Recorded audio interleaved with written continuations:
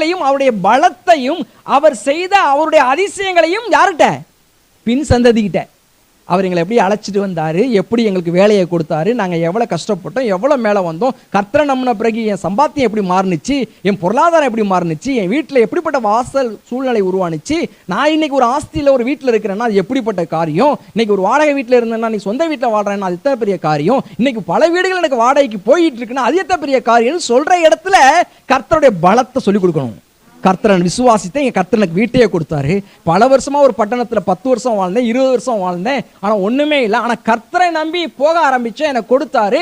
கர்த்தரை நீயும் நம்பு, நீனும் பல தேசங்களை ஆள முடியும். அப்போ அவர் செய்த அதிசயங்களை சொல்லிக் கொடுக்கணும்.